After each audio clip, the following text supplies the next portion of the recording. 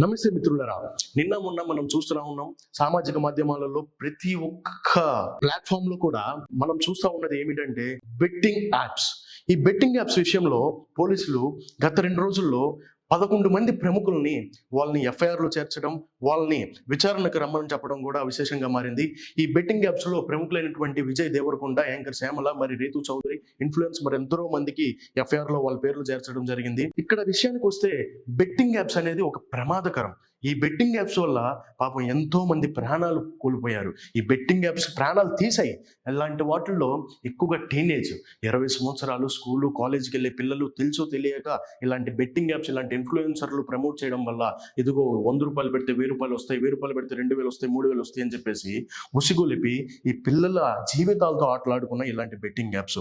అయితే మనం ఇంకోటి కూడా విశ్లేషించుకోవాల్సిన అవసరం ఎంతైనా ఉంది.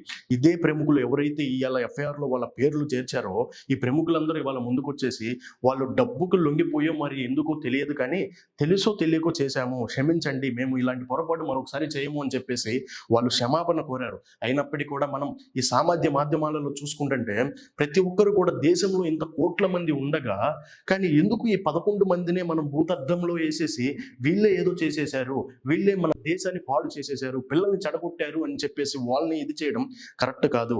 ఎవరో ఇవాళ కంప్లైంట్ ఇస్తే పోలీసులు ఈ 11 మంది లేదంటే ఇంకా ముందు ముందు ఈ సంఖ్య కొంచెం పెరగబోవచ్చు.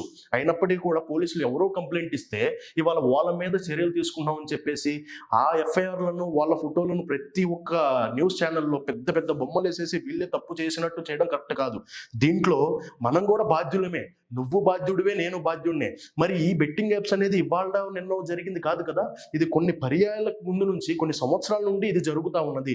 మరి అప్పటి నుండి మరి నువ్వు చూస్తా ఉన్నావు, నేను చూస్తా ఉన్నాను, ఒక పోలీస్ అధికారి చూస్తా ఉన్నాడు, మరి ప్రభుత్వాలు మారుతూ ఉన్నాయి, ప్రభుత్వాలు కూడా చూస్తా ఉన్నారు. మరి ఈ ఈ ఇన్ని సంవత్సరాలు ఏం చేయకుండా కానీ వీటిలో బాధ్యులం మనందరం. కానీ బాధితులు ఎవరయ్యా అంటే పాపం దీన్ని యూజ్ చేసి చనిపోయిన వాళ్ళు బాధితులు పాపం వాళ్ళు. దీంట్లో ఇదంతా చేస్తా ఉన్నాం కానీ ఒక్కసారి మనం కూడా ఈ బెట్టింగ్ యాప్స్ మీద ఒక చిన్న విశ్లేషణ చేసుకుందాం. ఒక చిన్న ఉదాహరణకి మనం ఒక కొరియాను, చైనా ఇటువంటి దేశాల్లో మనం చూస్తే టిక్ టాక్ వాళ్ళు వాళ్ళ దేశంలో యువతని పాడు చేస్తా ఉన్నదని చెప్పేసి టిక్ టాక్ ని వాళ్ళు బ్యాన్ చేశారు. కానీ మనం ఏం చేసాం, మరి ఈ బెట్టింగ్ యాప్స్ అనేది ఎంత ప్రమాదకరమో ప్రతి ఒక్కరికి తెలుసు కదా. మరి తెలిసినప్పుడు ఈ ప్రభుత్వాలు ఇలాంటి చర్యలు ఎందుకు తీసుకోవాలా? వీటి మీద మనం ఆలోచించకూడదు? ఎందుకు మనం ప్రశ్నించకూడదు ప్రభుత్వాలని? ఎందుకు మన దగ్గర కూడా ఇలాంటి బెట్టింగ్ యాప్స్ రాకుండా చర్యలు తీసుకోవచ్చు కదా? సరే వచ్చినప్పుడు మాత్రాన బ్యాన్ చేయొచ్చు కదా. ఇలాంటి మాత్రం మనం చెయ్యం. ఎవడో ఏదో ప్రమోట్ చేశారు, వాళ్ళు పాపం తెలుసు తెలియక చేశారు, కానీ వాళ్ళు మాత్రం భూతద్దు అలా అని చెప్పేసి నేను వాళ్ళేమి వెనకేసుకొని రావట్లా. వాళ్ళు చేసింది కరెక్ట్ అని నేను చెప్పట్లా, తెలుసో తెలియకో చేశారు అలా అని చెప్పేసి వాళ్ళ మొత్తాన్ని వాళ్ళ బండారాన్ని మనం బయట తీసి వాళ్ళని భూతద్దంలో వేసి క్వశ్చన్ చేయడం కరెక్ట్ కాదు. ఇంకో ఉదాహరణకు వస్తే మన దేశంలోనే బ్యాన్ టొబాకో అంటాం, ప్లాస్టిక్ నిషేధిద్దాం అంటాం. దీంట్లో ప్రభుత్వాలు ముందుకొస్తారు, రాజకీయ నాయకులు వచ్చి ప్లాస్టిక్ నిషేధించాలని పెద్ద పెద్ద వాగ్దానాలు చేస్తారు, పెద్ద పెద్ద హోర్డింగ్స్ పెడతారు, రోడ్ల మీదకి వస్తారు, ఫోటోలు దిగుతారు, సెల్ఫీలు దిగుతారు, ప్లాస్టిక్ ని నిషేధిద్దాం అది ఇది అంటారు. కానీ ఏమవుద్ది, మళ్ళీ వాళ్ళే అదే ప్లాస్టిక్ తయారు చేసే సంస్థలను మనమే అనుమతిస్తాం. మళ్ళీ టొబాకోని బ్యాన్ చేద్దాం, మళ్ళీ అదే టొబాకో సంస్థలను మనమే అనుమతిస్తాం. ఇది ఎక్కడిది? దీని మీద మీరు కూడా ఆలోచించాలా.